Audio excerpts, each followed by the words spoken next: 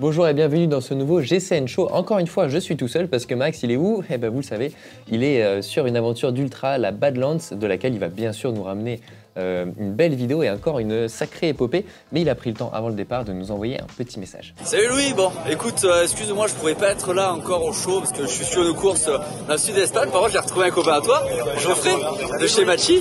D'ailleurs, il t'a piqué ton maillot, hein? Exactement. Et là, c'est pas 300, c'est 800, donc on espère que... Ah bah attends, je sais pas si t'as vu la vidéo, mais là, les 300 km, oui, ça est très bien sorti. Ah non, elles sont aujourd'hui, on a hâte de la voir. Franchement, Louis, il a été costaud, on a hâte de voir ça, on a hâte de voir avec le maillot aussi. Oh oui. Tu peux voir, j'ai fait une petite édition spéciale chaleur. Ah oui. Bon bah écoute, nous, on va s'occuper de ça, Louis, et bon courage et bonne semaine. Ciao, ciao, on se retrouve la semaine prochaine. Ah, sacré Geoffrey, sacré Max, à l'heure actuelle, ils sont en plein vif du sujet. Max est à peu près 300 km de l'arrivée et le top 10 est encore jouable. Geoffrey, lui, avance, continue d'avancer malgré la chaleur qui visiblement est terrible dans les déserts espagnols. De notre côté, on va reparler de Machi. Vous avez sans doute vu dimanche la vidéo de mon premier ultra distance. Ça a été un grand moment pour moi et j'espère que vous avez apprécié cette vidéo. Et si vous ne l'avez pas vue, je vous encourage à y aller parce qu'on voit des beaux paysages, de belles aventures.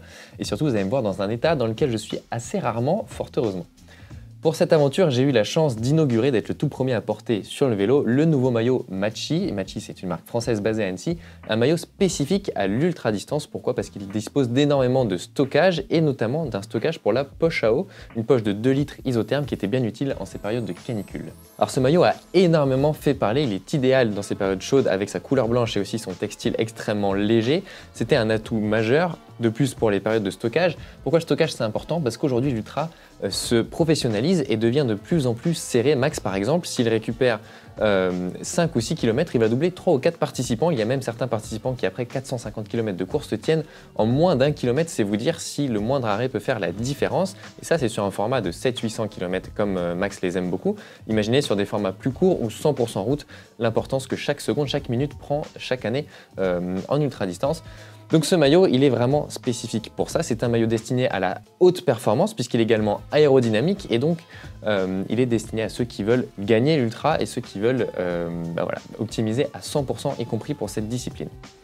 Mais c'est aussi un maillot qui est engagé, c'est un maillot qui est fabriqué en France avec des matières françaises. Et ça, c'est assez rare. C'est des matières qui coûtent environ 10 fois plus cher que ce qu'on peut trouver ailleurs sur le marché.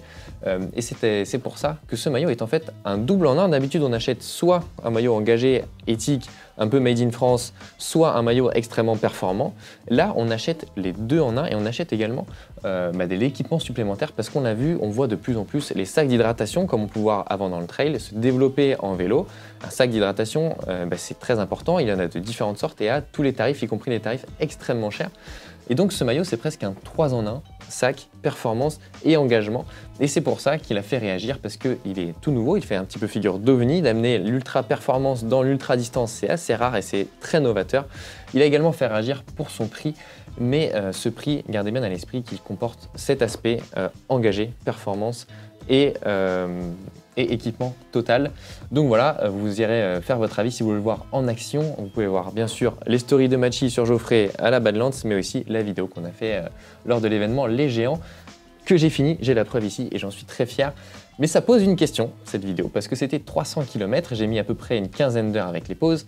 Pardon, on compte pas les pauses en ultra, ça fait partie du truc, moi j'ai pas l'habitude. Donc j'ai mis une quinzaine d'heures, et certains ont posé la question de savoir si c'était réellement une course d'ultra distance parce qu'il y avait seulement entre guillemets 300 km. Et je vous propose qu'on enchaîne et qu'on se pose la question, qu'est-ce que l'ultra distance? Alors je vous avoue qu'après 15 heures de souffrance, il faut bien le dire, j'étais un petit peu vexé que certains remettent en cause le fait que ce soit mon premier ultra. Mais justement, on va en parler. Alors il y a une vision purement chiffrée, j'ai fait 300 km. Et effectivement, 300 km, on m'a fait remarquer que c'était un Milan-San Remo et que finalement, ça peut être pas non plus des 1200 ou même 2000 km comme une transcontinentale par exemple. Et donc c'était pas vraiment une ultra, mais plutôt une longue balade. Alors il faut quand même bien garder à l'esprit que quand moi j'ai proposé le projet de faire 300 km pour fêter mes 30 ans, j'avais dans l'idée de faire le tour de l'estuaire de la Gironde, qui en partant de chez moi fait 300 km, et je trouvais ça sympa, et effectivement je partais pour une belle sortie sur une grosse journée, quoi. Pourquoi? Parce que le tour de l'estuaire de la Gironde, vous doutez bien que c'est quand même très peu montagneux, et que ça m'aurait pris une bonne dizaine d'heures à 30 de moyenne, c'était tout à fait jouable, plus quelques petites pauses ça et là, notamment pour prendre le bac et traverser la Gironde. Sur les géants, par exemple, il faut compter un petit peu plus de 7000 mètres de dénivelé positif. 7000 mètres en 300 bornes, finalement, c'est beaucoup et ça corse complètement le parcours. Et on voit bien que la vision purement kilomètre ne suffit pas à distinguer une course d'ultra-distance d'une course longue plus classique. Alors c'est sans doute la notion de temps qui est plutôt à prendre en considération, parce qu'une sortie de quinzaine d'heures, non, ce n'est pas une sortie d'entraînement que l'on fait régulièrement, parce que ça couvre forcément un petit bout de nuit, soit le matin, soit le soir, voire les deux dans mon cas. Et donc cette notion de temps semble plus juste pour approcher ce qu'est l'ultra-distance, puisqu'on sort des schémas classiques d'entraînement, de gestion de l'alimentation, etc. Même si la gestion du sommeil ne rentre pas tout à fait en compte, et on en vient à cette gestion-là. À cette question-là, il y a une notion d'autonomie dans l'ultra-distance. La plupart du temps, en tout cas, ce sont des courses qui doivent se faire dans la plus grande autonomie, sans assistance, et qui nécessitent d'embarquer avec soi énormément de choses, y compris du matériel de rechange. Et cette notion-là, on ne l'a pas du tout dans des courses plus officielles, en tout cas plus fédérales, ou même si ça peut être très long. J'ai déjà fait des courses de 6 heures, par exemple. Mais il n'y a jamais cette notion d'embarquer avec soi, de se poser la question de si on prend le multi-outil, de si on prend le pneu de rechange si c'est une course de gravel, par exemple, de quels vêtements on prend parce qu'on va aller en montagne, il va potentiellement faire très froid. Non, pour tout ça, on a une voiture suiveuse, on a des assistants. Et même lorsque l'on fait une cyclo-sportive, on prend un minimum de réparation, mais il y a des ravitaux assez régulièrement. Il y a aussi du monde et il y a quand même cette notion de vitesse, en tout cas pour les premiers qui vont faire une étape du Tour en moins de 6 heures en général. Donc cette notion d'autonomie, de gestion est capitale en ultra. Et s'il n'y a pas ça, la question de l'ultra-distance se pose parce que, évidemment, faire 300 bornes en étant assisté ou 300 bornes en pure autonomie, en pleine canicule, en boucle, donc pas en circuit avec des passages réguliers aux mêmes endroits, évidemment, ça change complètement la difficulté de la sortie et la préparation en amont. Enfin, il y a la question de la nuit. Beaucoup ont posé cette question-là. Il est vrai que sur une course d'une quinzaine d'heures, on ne fait pas une nuit complète dehors, à moins que l'organisateur soit coquin et ait mis le départ tard le soir, en fin d'après-midi. Et il n'y a pas cette gestion de la nuit, même s'il y a un petit peu d'obscurité, je l'ai dit, le matin et le soir. Il est vrai que rouler une nuit complète, pas seulement quelques heures, ça change complètement l'épreuve, quel que soit le temps total finalement. Déjà, ça impose que l'épreuve fasse une dizaine d'heures, donc forcément c'est long. Mais effectivement, ça change tout. Et sur une épreuve comme la mienne, j'ai dû certes gérer la canicule, mais pas cette notion de nuit avec le sommeil qui vient frapper, avec la visibilité qui bien sûr est moindre, la température, des écarts de température qui peuvent être très importants entre une descente de nuit en montagne et une plaine en transition entre deux cols en pleine journée. Donc cette notion-là effectivement me manque et si je devais aller un petit peu plus loin dans l'ultra-distance, je ne chercherais pas forcément à rajouter des kilomètres pour le principe, je chercherais à passer cette nuit, à avoir passé ce cap d'une nuit complète à l'extérieur. Et je pense que dans l'ultra-distance, on peut distinguer plusieurs formats, de même que l'on fait dans le triathlon, par exemple, il y a les Ironman, il y a les 73, et avant ça, sur les formats fédéraux, il y a SM et L, voire même, après, il y a encore plus grand, toujours plus, si on veut vraiment passer même plusieurs nuits dehors.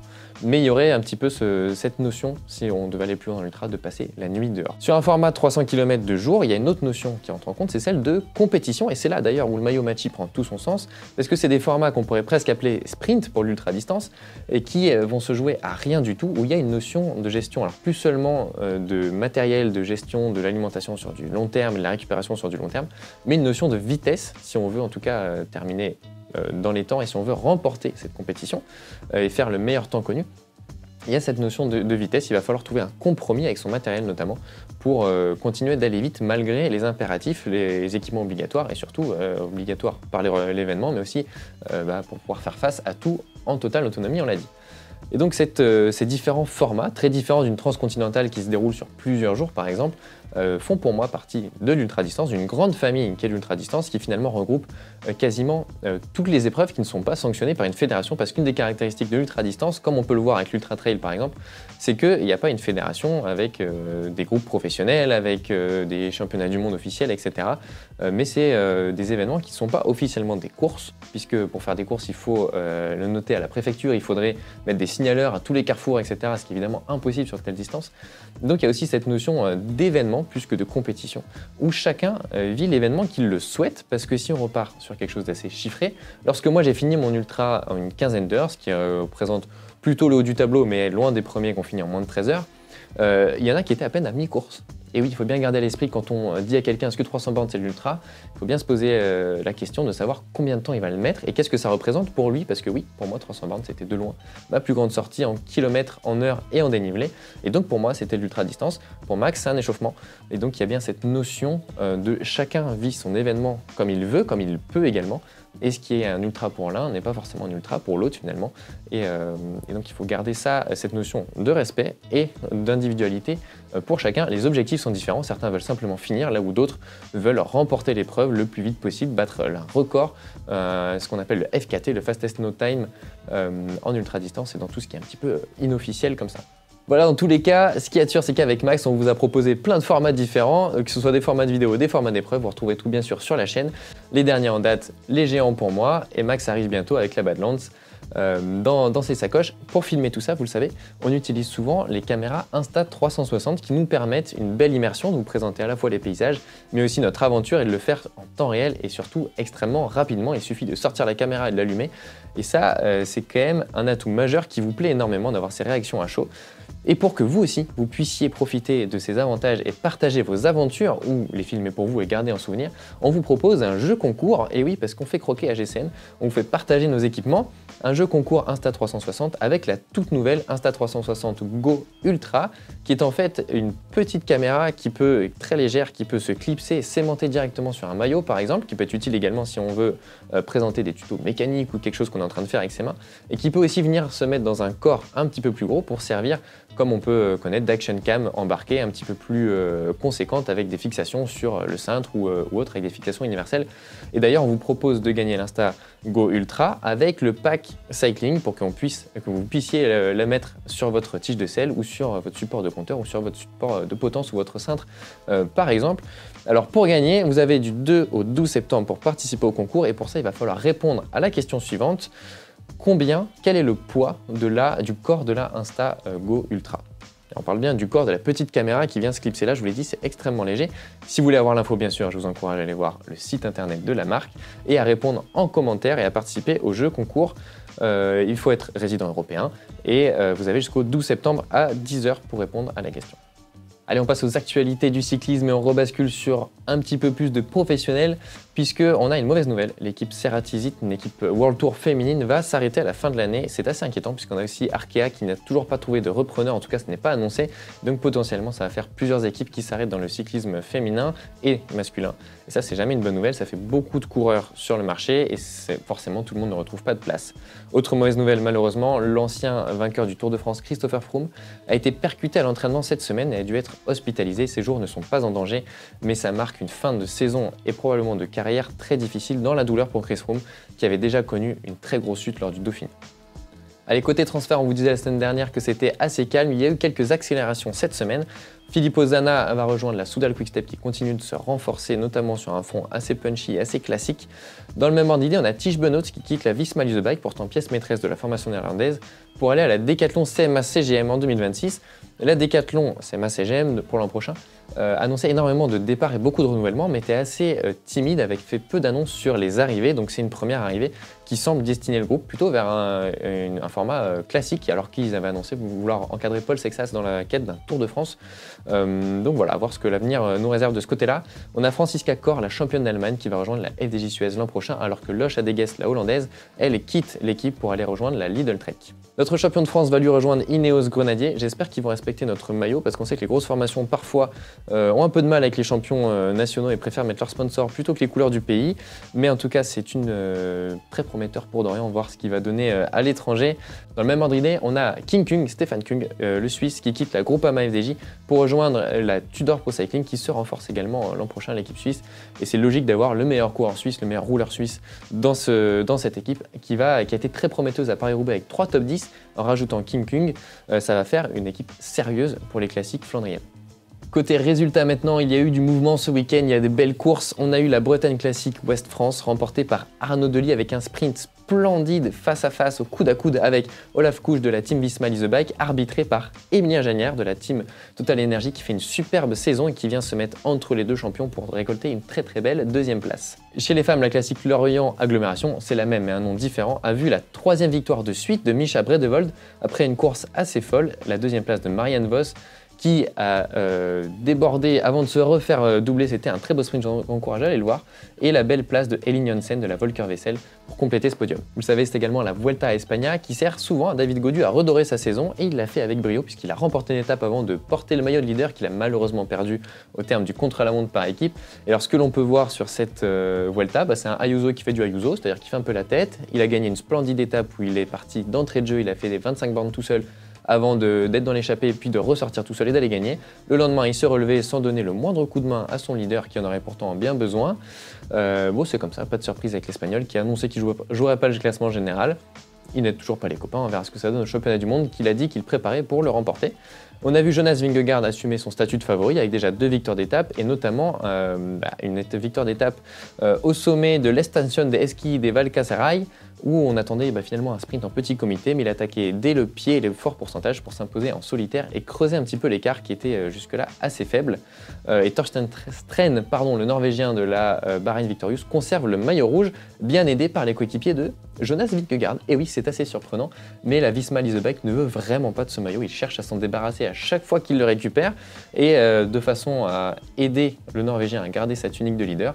On a vu les équipiers de Jonas Vingegaard, 1 minute 30 derrière lui, rouler dans le groupe. Et c'était assez cocasse comme image, c'est assez rare. Mais le résultat est là, Vingegaard a creusé sur les autres favoris et il n'a pas le maillot rouge de leader, il n'aura pas assumé cette charge avec son équipe sur la suite de la semaine. Et cette semaine, il y avait aussi les Tours de l'Avenir qui se déroulaient en parallèle en même temps et ça c'était très intéressant, on vous en avait parlé. Ce qui est intéressant également, c'est qu'il y a des Français qui brillent toujours sur ces épreuves-là et c'est toujours extrêmement prometteur. Alors, Marion Bunel, la vainqueur sortante chez les femmes, a remporté une belle 2e place, battue par Isabella Holmgren qui était tout simplement intouchable en montagne puisqu'elle a remporté le prologue avant de remporter les 2 dernières étapes. La course de la Lidl Trek était tout simplement inaccessible, mais Marion confirme son excellent résultat de l'année passée et tout le bien que l'on pense d'elle, la championne de France Espoir. Une autre Française s'est illustrée puisque Célia Géry a remporté tout simplement 3 étapes, de belle manière d'ailleurs. Il y a finalement peu de vainqueurs puisque seulement Scarlett Souren vient remporter une autre étape, sinon seulement 3 vainqueurs.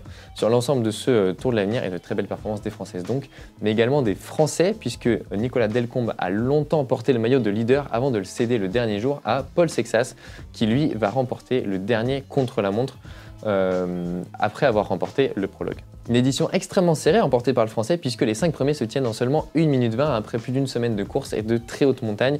C'était une très belle épreuve du côté du Tour de l'Avenir, une très belle organisation.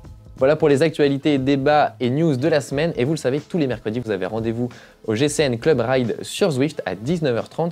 Et cette semaine, c'est Connor Dune, le géant irlandais, qui va diriger la sortie. Donc si vous voulez être à l'abri derrière le colosse de 2 mètres, n'hésitez pas, c'est mercredi à 19h30 que ça se passe. La semaine prochaine, si tout va bien, s'il ne s'est pas perdu dans les déserts, on retrouvera Max qui nous donnera son avis sur qu'est-ce que l'ultra-distance.